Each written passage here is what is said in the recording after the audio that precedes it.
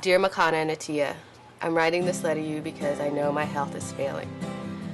As I think about giving up this body, I think about all the things I would say to each of you. For the past 10 years, I've documented the lives of families who are directly impacted with the autoimmune disease lupus. Through the documentary Stories of Lupus and for Life, we've come to understand more deeply what lupus is and how people live with a chronic illness.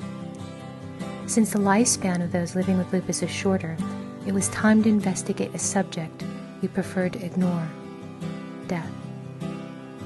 So if knowing that each day may be the last, does this impact our choices?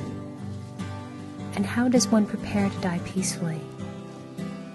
Having lupus myself, these questions lingered in my mind.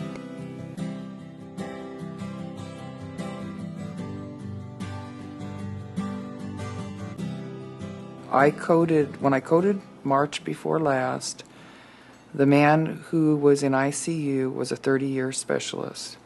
And he called my mother and told my mom I had approximately 4 hours to live.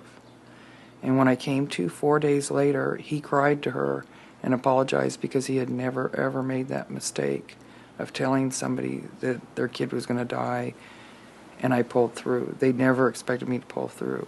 I went to my hairdresser, and I was sitting in the chair, and she noticed I was missing patches of hair, you know, little quarter things, and I said, yes, well, I have lupus. She said, oh, yes, I know. I know about that.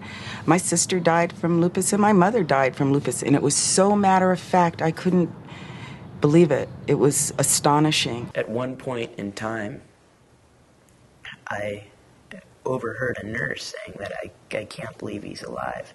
They had thought I was out of the room. I mean, they thought I was out unconscious when they said it, and I heard two nurses talking. And really, at that point, I became determined to live.